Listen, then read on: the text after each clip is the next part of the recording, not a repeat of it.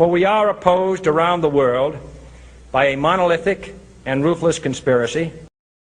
For most Americans, the story begins in 1979 with the Iranian Revolution and the hostage crisis.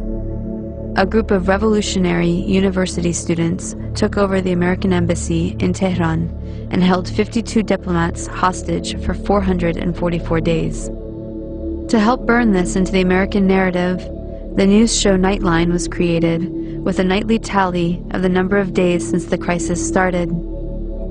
But to really understand, we have to go back to 1953, which is where the story begins for most Iranians. This was the year that the U.S. overthrew Iran's democracy and installed the Shah, a pro-U.S. dictator. In 1951, Dr. Mohammad Mossadegh was the first elected official who was appointed as Prime Minister of Iran by popular demand. He saw that the wealth needed to build Iran was leaving the country because over the past 50 years, its vast oil reserves were under British control at the hands of the Anglo-Iranian Oil Company, later to become BP, or British Petroleum.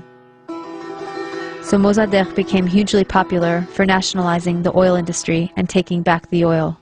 Hugely popular at home, but quite unpopular with the British government. Britain took Iran to the World Court over the matter and lost. They tried to hit Iran's economy by blockading the Gulf and halting trade. They tried to convince the U.S. to assist with regime change, but then President Truman was not interested. However, when U.S. President Eisenhower took office in 1953, Britain was able to persuade him under the Cold War pretext that Mossadegh relied on Iran's Communist Party for power. The newly formed CIA was sent to engineer a coup, codenamed Operation Ajax. Iran's monarch, the Shah, returned to power. He had previously been weakened by the new parliament, a short democratic experiment designed to limit his powers. After 1953, he returned fully backed by UK and US power, and the oil was soon flowing under control of Britain, America, the Netherlands, and France. The Shah became increasingly arrogant, opulent, and autocratic over his 25-year rule. He instilled fear in the population with a secret police known as Savak, created by the American CIA and Israeli Mossad, that tortured and imprisoned those who dared to dissent. He crushed all political opposition. Troops were sent to massacre demonstrators. He pushed a white revolution to modernize and westernize the country, giving women the right to vote and other reforms. But ultimately, he served the elites and created a huge economic gap for the poor masses. Powerful religious leaders saw that he was forcibly trying to rid Iran of Islam in a country that was 90% Muslim. One of the Shah's leading critics, Ayatollah Ruhollah Khomeini, was arrested and imprisoned for 18 months. After his release in 1964, Khomeini was sent into exile for 14 years.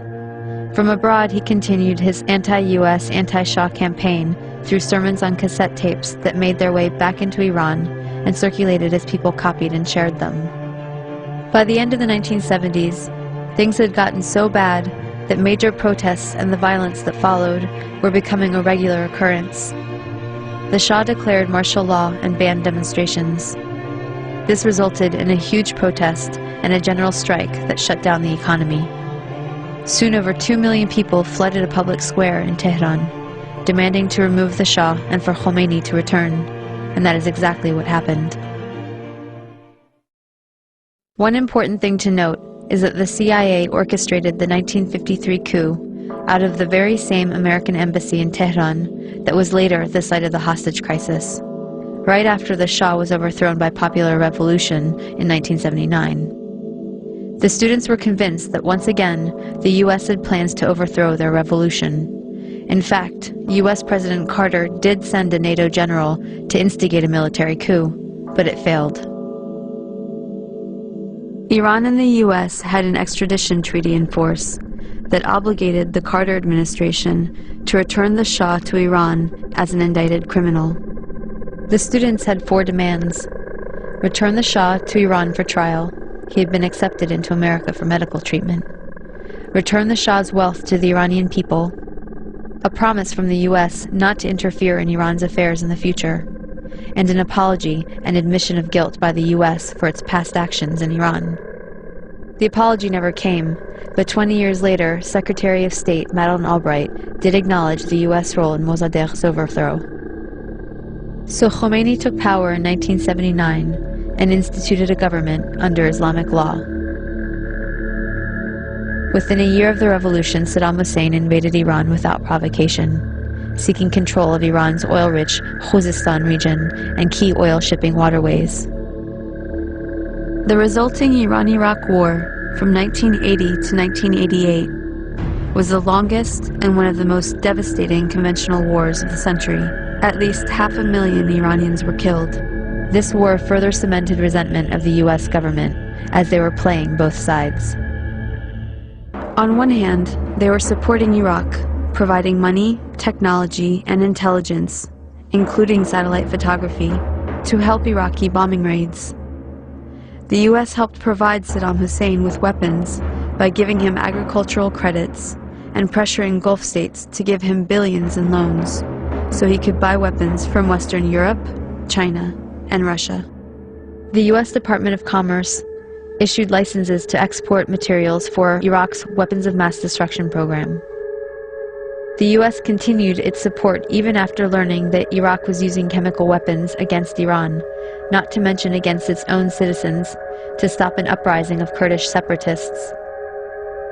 But the imperialist tradition also called for maintaining regional balance of power. So the U.S. also armed Iran, not letting any one regional power get secure enough to dominate or to ally with its neighbors to challenge U.S. hegemony. In this case, it came in the form of the Iran-Contra scandal.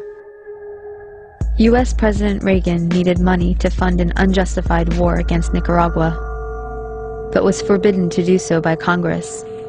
So U.S. arms were illegally sold to Iran through Israel and South Africa, and the proceeds went to the Nicaraguan Contras. This allowed Reagan to get around Congress to support a campaign of kidnap, rape, torture, and murder, for which the U.S. was convicted by the World Court for unlawful use of force. In other words, state-sponsored international terrorism. The ruling was ignored. Khomeini died in 1989, shortly after the war ended. He promised democracy, but essentially had become the next dictator. Although he improved literacy and much-needed health care for the masses, he also imposed censorship, violently crushed political dissent, and attacked women's rights. Instead of the Savak, the people now had the Revolutionary Guard to fear. Since then, Iran has been an oppressive theocracy. Khomeini was replaced by Khamenei, who remains supreme leader to this day. As a test of fairness, we might imagine that Iran invaded and occupied Canada and Mexico, and had aircraft carriers sitting in the Caribbean. Imagine then if Iran had the power to label the U.S. the axis of evil and cut us off from the rest of the world, and then threatened to attack us if we didn't stop generating nuclear power. What if Iran had overthrown the U.S. government 50 years ago and installed a dictator friendly to Iranian interests, who kept it in power for 25 years? At that point, imagine that Christian fundamentalists, who currently represent about a third of the U.S., took power and began ruling under church law, followed by an unprovoked invasion by Canada, supported by Iran and ignored by the UN, in which it nearly destroyed the U.S. Would it be possible to imagine Iran as liberators? Would Iran be justified in attacking if the U.S. government helped Christian fundamentalists in Canada to take up resistance? Would it be justified to hate and fear all Christians because of the ones that took and abused power in this context? This is not about good guys and bad guys. Both the American and Iranian governments are working against the interests of the people. But the deadly game of chicken was begun by the U.S., and the U.S. has the power to end it. We should look at our current policies and actions against Iran, look at some better options, and figure out a way to change the minds of the people running our government and prevent another criminal enterprise that will cost many more lives. It has been done in the past, and if people take action, it can be done again.